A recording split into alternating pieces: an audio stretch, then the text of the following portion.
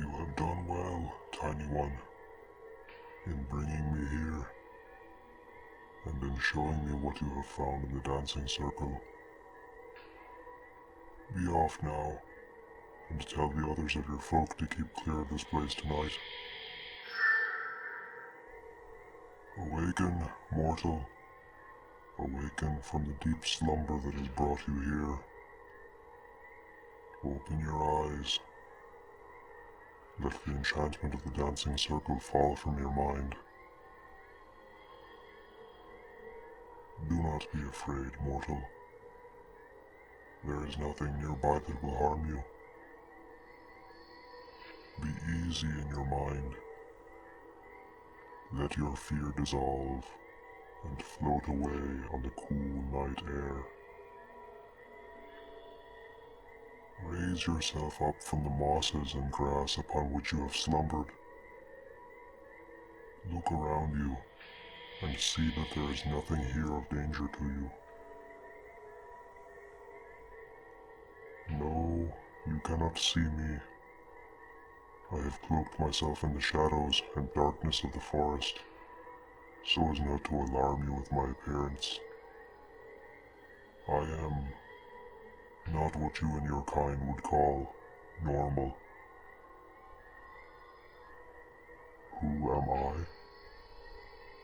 I am the lord and master of this forest, the keeper of its ways, and the protector of all those things who live within. Ah, I sense your confusion. This forest you are in, it is not the one in which you went to sleep. You wish to see my form. Very well.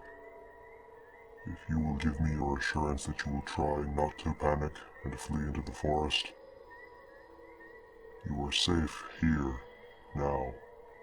But there are many hidden dangers in my forest, and you would do well not to encounter them on your own.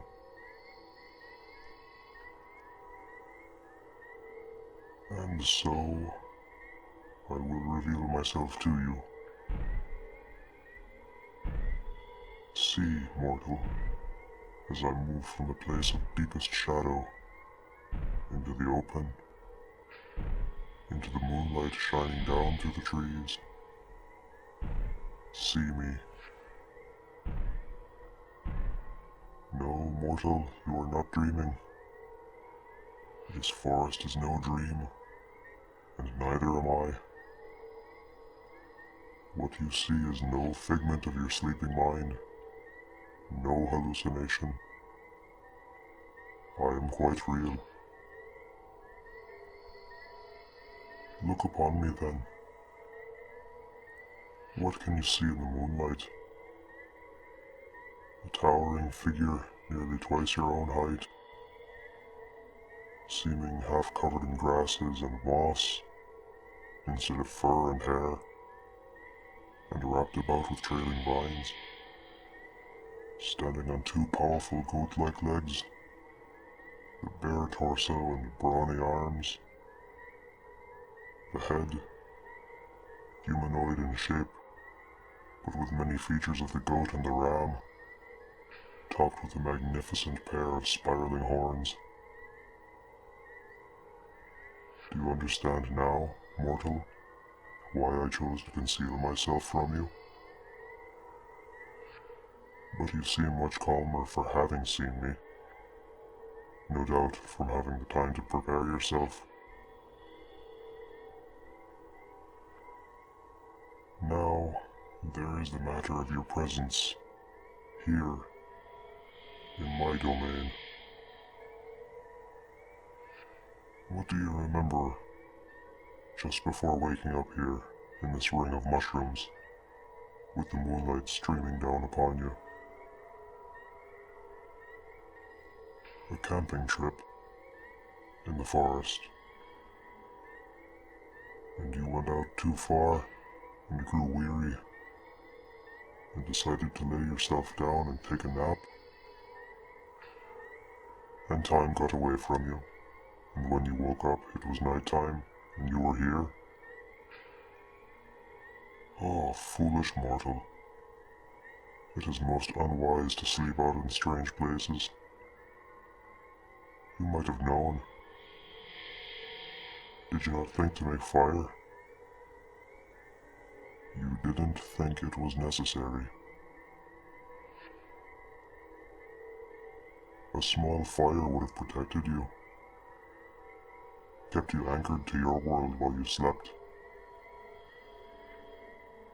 But you made no fire, and you lay yourself down in an open glade where little grows but grass.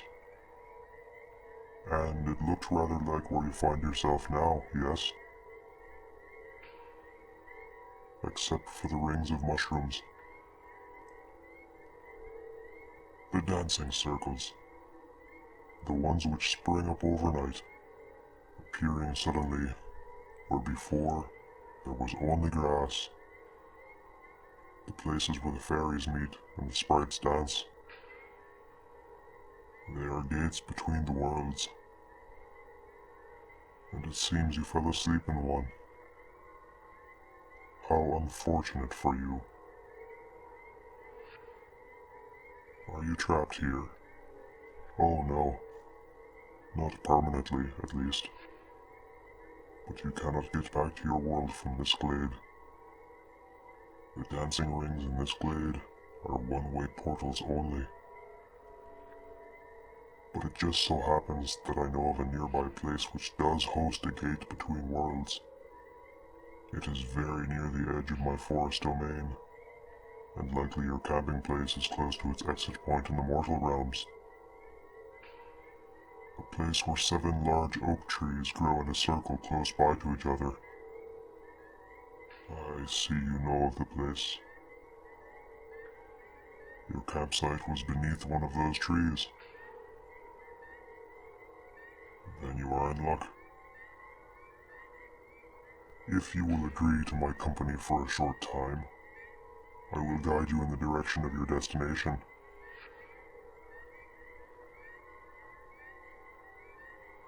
We are agreed. Follow me then, mortal. Stay close by my side as we walk. The path here is wide enough for 2 to pass, but it winds, and some of the things growing along the sides of it are less than friendly. But they will not molest you when you are in my presence. It will take some time to walk there, yes.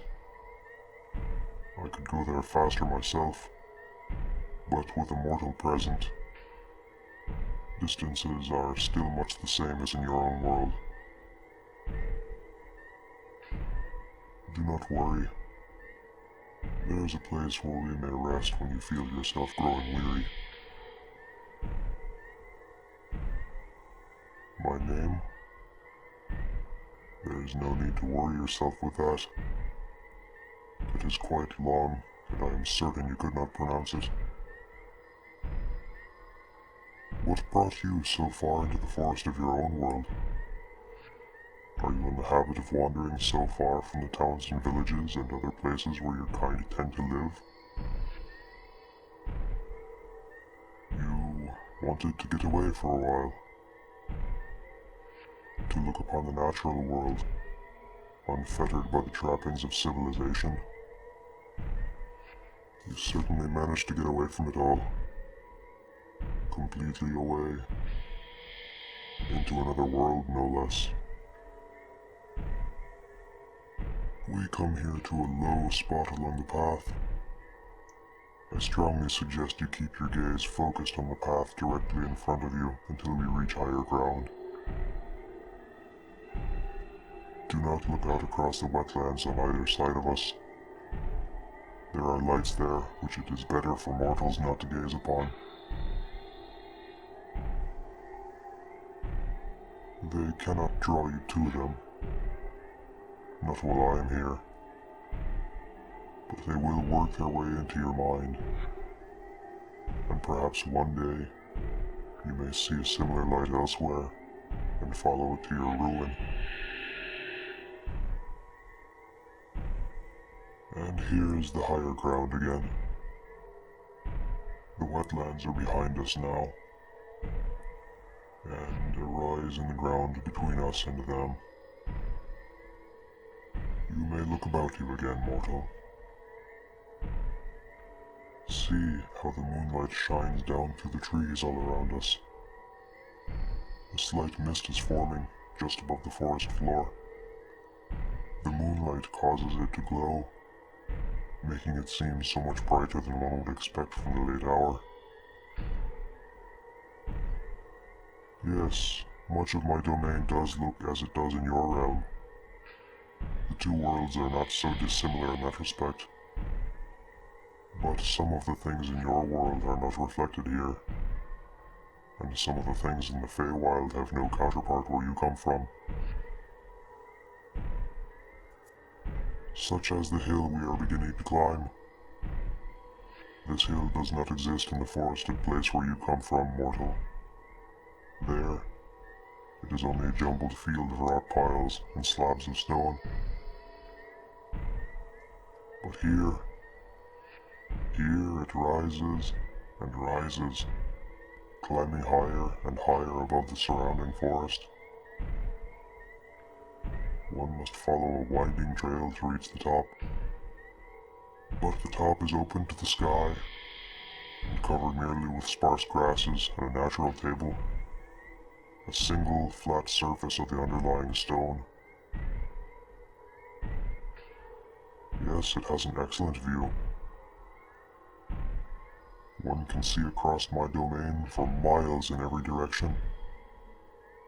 It is also a good spot to rest, for the remainder of the journey toward your destination is downhill from there. So we keep climbing. Worry not, mortal. We will soon be at the top, and then you can rest your weary legs for a time. See, we emerge from the last of the trees now.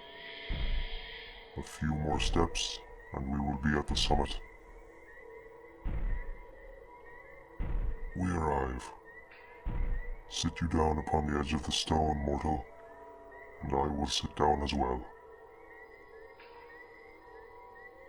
You are naturally weary after such a climb, on top of the distance we have walked already to get here. Rest now. I have with me a satchel bearing food, which you are welcome to share if you feel so inclined. It is simple enough fare: coarse bread, a wedge of hard cheese, and a bottle of wine made from the grapes and the elderberries which grow here in this very forest. A simple meal, but very filling, and refreshing to the body after such weary trudging. I will divide the food between us. The bottle we may pass back and forth, as two travelers must at such a time. Do not neglect to appreciate the view from up here while we eat. Some of the far distances are difficult to make out because it is night time. But the moon shines upon much that can easily be seen. See how the trees sway slightly at times, with no perceptible wind to move them. See the fairy lights dancing about in those trees. Those are the tree sprites. They live in those trees and keep them clean and healthy. They also keep watch over everything that goes on nearby, and they tell me of what they learn. And yonder, in the direction the moon is sinking, do you see those 7 trees, standing much taller than those around them? Those are the trees which surround the World Gate, which is your destination. It appears distant, but it is not really so far off. And as I said before, it is downhill from here. The wine is truly delicious, don't you find? It is perhaps not a fitting complement to the coarse bread and the cheese, but the simple fare is well suited for being carried about and eaten when needed. Forest grapes and elderberries, yes. They are gathered by fawns and fermented during the winter months with great care. One can feel, in the sour bite of the wine, the first crisp bite of the approaching cold weather during which the grapes and the berries are harvested. And the rest is yours, mortal. I have had my fill. A few moments longer, and we shall continue on our way. For the present, better to let the food and drink settle into the body, and let your legs find their strength again. Look there, mortal. In the direction I am pointing, just where the edge of the forest meets the sky. Do you see what looks like a towering whirlwind of heavy mist? See how it moves, weaving across the treetops. Some great Fey Lord is traveling across my domain. I wonder who it might be. I must be sure to greet them if they draw closer. But first, you must be on your way back toward the mortal realms. Let us be on our way, then. The path continues on the far side of the hilltop. Again, remain close by. The path is a little steep here. Do be careful of your step. You are having no difficulty walking, yes? It would be no good to have taken rest to regain the strength in your legs, only to lose the balance needed to walk on them. Down the path we go. Back under the trees, then, and into the patches of shadow among the moonlight.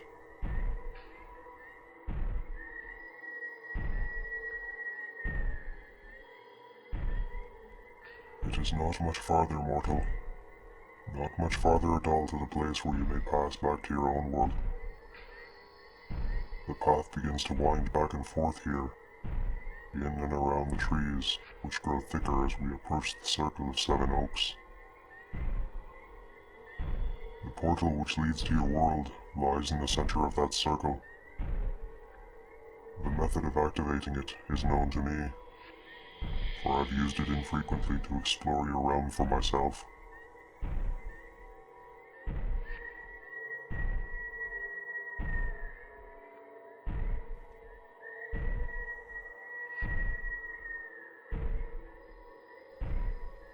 That sound. Do not stop, mortal. The portal lies not far ahead. I know now which of the Fey Lords is traveling across my domain.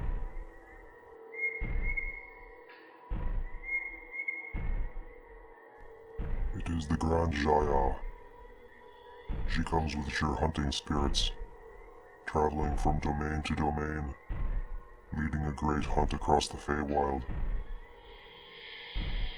Wherever she goes, all the lesser Fey Lords are taken with the madness and the abandon of the great hunt, and they are compelled to join in the hunt for the prey.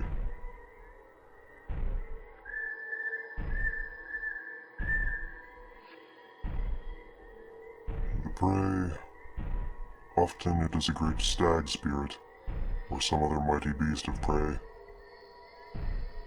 But tonight, if the Grand Jaya's keen senses detect that a mortal is here, she will turn to your hounds and all of the others involved in the hunt, and the mortal becomes the prey.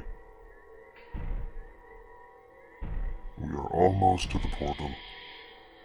Safety for you lies beyond the portal, which I can open when we reach the circle of trees. And here we must take our farewells. But wait a short moment, mortal. Will you give me your name before we part? I should like to know with whom I have shared food and wine and conversation.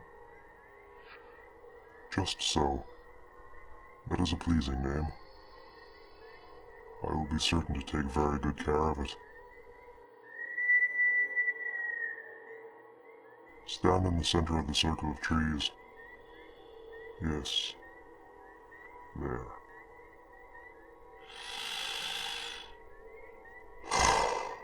The call of the great hunt. I hear it.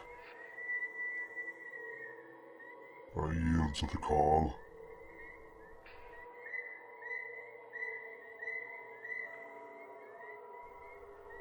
The portal?